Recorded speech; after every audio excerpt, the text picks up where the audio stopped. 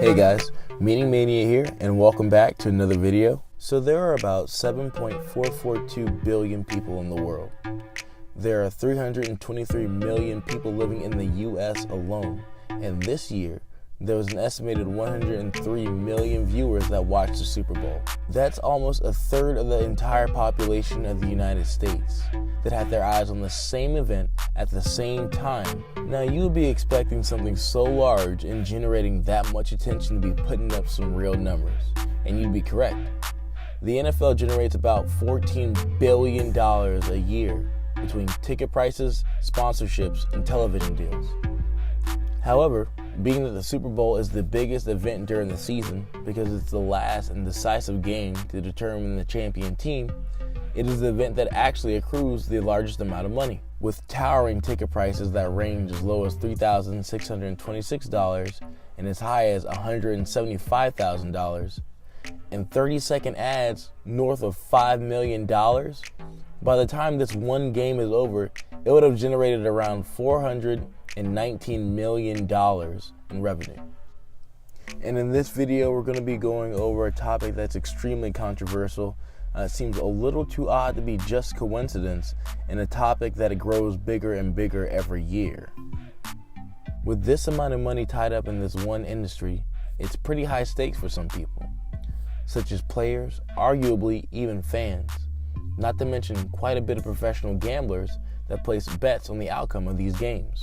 A simple win or lose can set back somebody millions of dollars and even affect their lifestyle. With that being said, the outcomes of these games have to be fair and legitimate. And to do that, you need the best equipment to have the most accurate information, which is why the NFL uses multiple Skycam rigs and ground Aeroflex film cameras produced by NFL Films, such as the 16RS3, to capture every possible angle of the game. And just at the low price of $25 million to provide the cameras and the rigging system. This equipment helps the officials make accurate calls, which allow them to abide by the NFL handbook and keep the game honest. Yet, at times, there are extremely controversial calls made during the game that many people speak out against to no avail. With such expensive and reliable equipment and trained referees monitoring and observing the game, calls should be pretty absolute, or at least you think so. A good example of these calls can be found during the Steelers versus Patriots game of December 17th, 2017. When Steeler fans were outraged when a play that was originally marked as a touchdown was put under official review and then marked as an incompleted pass, which inevitably cost the Steelers the game. They take it the distance.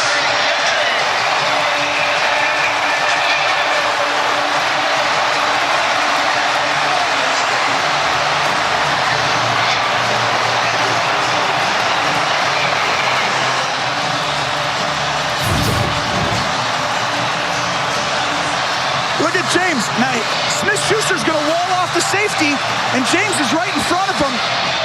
He's down, but no one touches him, so he's going to get in the end zone. This is going to stand unless he gets touched. No, he's in. He never got touched. Sure. Yeah.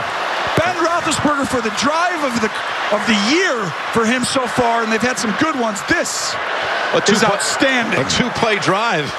They should do that every drive. That would be a lot easier. And now there's going to be an extra point try to make the margin four. It's crucial because you still have New England on its side with 2 timeouts in 28 seconds. So you want to take field goal out of play for the Patriots by knocking in the point after. They are verifying it upstairs, and there's no doubt it's going to hold up. New England is stunned right now. They had this game. No one touches them. That's going to stand. I think they're still just in shock at how they were unable to get Smith-Schuster under control.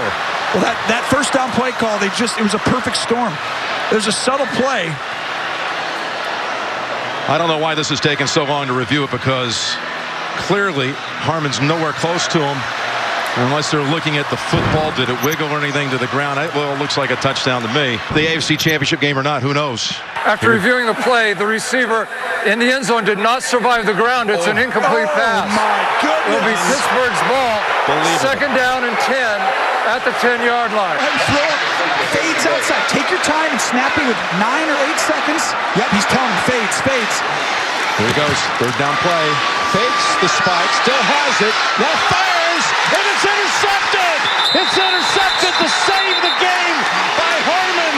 And the Patriots are going to win it. Absolutely amazing. This is still a controversial call and still causes differing opinions between fans and non-fans alike.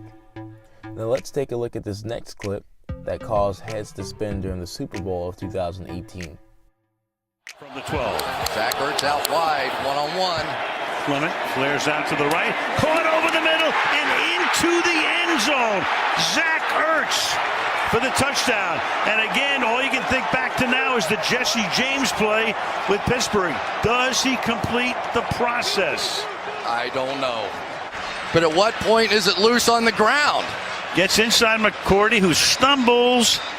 Ball pops out. I'm not even taking a guess. No. It as he was rolling over, it looked like that's when the ball came out.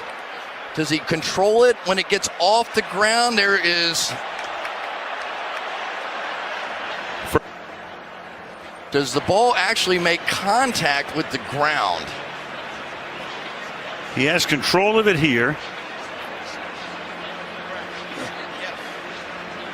Ball pops out. Seeing a similarity in the situation, but a differ in the outcome, a lot of people did. Which begs the question, what would cause such like situations such as these to have such differing outcomes? A lot of people speculate that these instances are actually influenced by outside sources, perhaps people even willing to pay for the outcomes to go more their way. However, those are only 2 examples of calls that were made that didn't exactly line up with decisions that were made prior and after. NFL history is actually riddled with controversial decisions. Drop a comment down below of what you think these instances could be exactly. Coincidence or possibly planned? Now, if you enjoyed my video, please give it a thumbs up and feel free to subscribe to my channel.